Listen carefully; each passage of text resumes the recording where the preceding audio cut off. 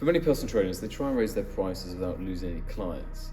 And unfortunately, this is entirely the wrong goal to be pursuing. Because you will end up losing clients if you do raise your prices. And that's the point. So the question isn't, how do I raise my prices without losing any clients? The question should really be, what happens when I do raise my prices? And why is it that raising my prices unlocks my income?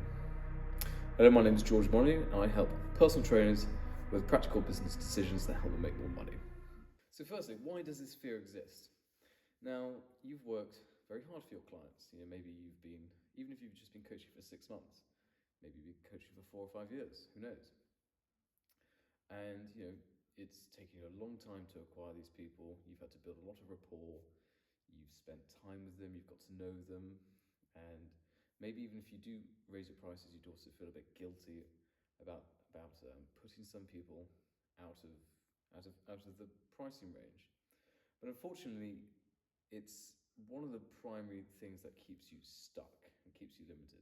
Now, for lots of coaches, they're constantly trying to think that, how do I acquire more people? How do I do this? How do I do that? And they look at trends and what other trainers are doing and things like that. But unfortunately, trends are um, they are flashes of trends are the light which burns very bright.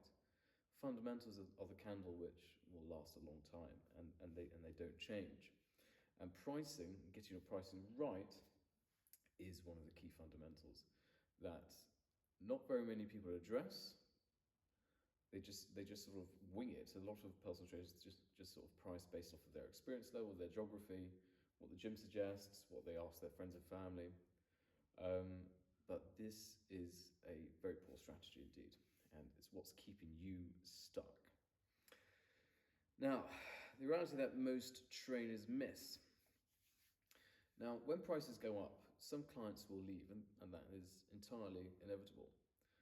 But the ones who stay are more committed, and they will also be more consistent. And that really provides you better outcomes for them. Everyone knows that the key to working out is commitment. And because of that, you'll get testimonials and you'll get referrals. And those two things are the absolute bedrock of scaling your personal training business.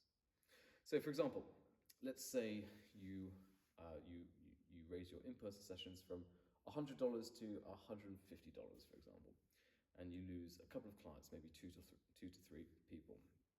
The others stay, and that really provides you the foundation with which you can grow and create a sustainable business that scales you all the way up to 6 figures as well. So it's an important variable to address. Now, another thing which high prices actually do is they don't just change your income, they also change the perception that people have of you. Now, new clients will assume that you're competent and you're someone worth sticking to. We often think about price sensitivity, and that's a statement which actually goes both ways. We often think that when someone says, "Oh, I'm very price sensitive," that means that they're going to be looking for a deal. They're always looking for something cheaper. But it goes both ways. Why do you think you have luxury cars, for example? Rolls Royces, Ferraris. It's because these are banners of competence and quality. If you're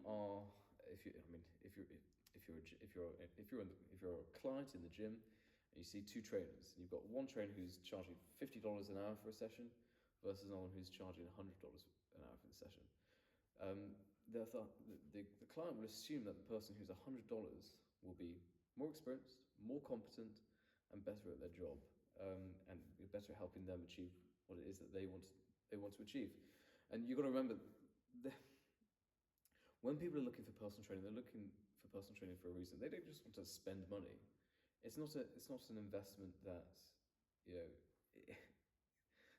the reward on the investment comes as a result of the coaching, as well as their ability to stick with it. And so people at a higher price point are exactly that variable, whereas the ones at the lower price point aren't so much.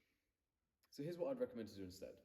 So firstly, expect some loss. Now, we've already spoken about this briefly, but if nobody leaves, you didn't change your prices by enough. So change it by 25%. That's a really good option. That's a really good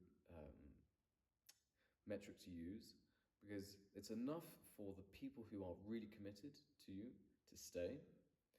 It's enough for the new people to assume that you're good at what you do, but not so expensive that they would never even consider you. And it's also enough so that the people who are time wasters either leave or don't come to you in the first place. Because pricing is also a great way to filter people out as well. I don't know if that's something which I think, yeah, when people are contacting you via Instagram and stuff like that, you know, they're probably speaking to a bunch of other trainers, and if they're just going for the cheapest one, it's not the sort of person you want to be working with, is it?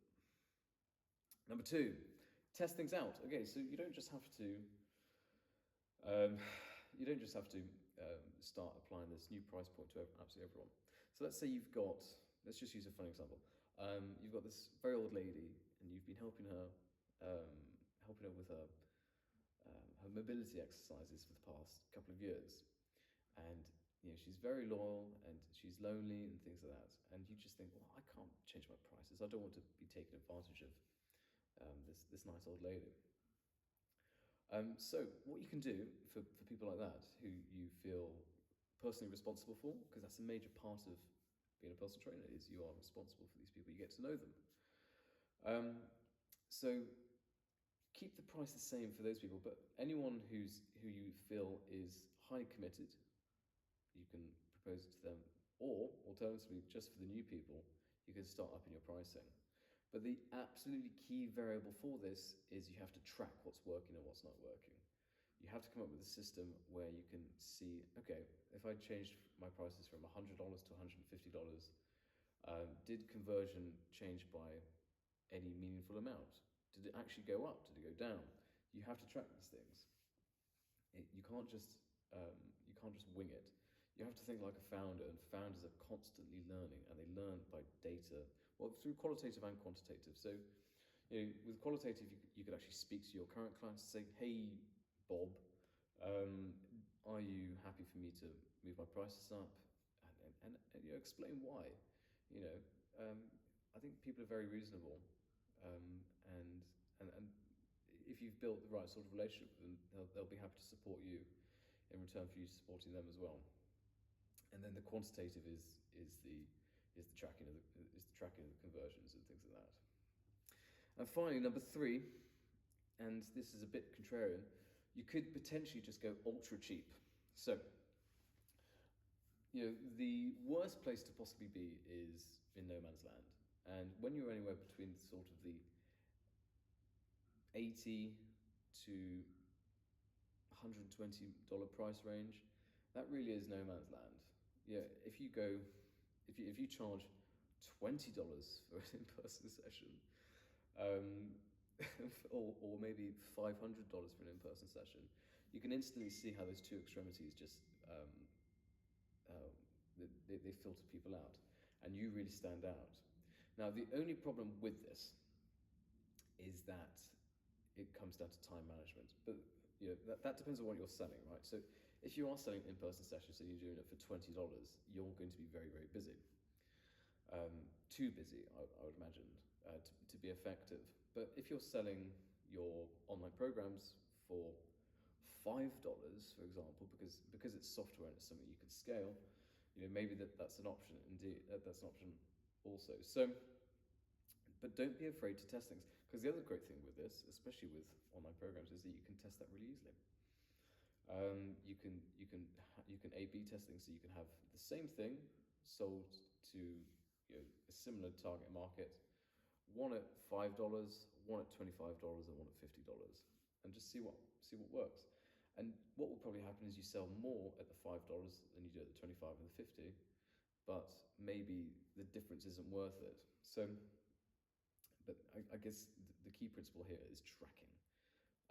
You can't do enough of that.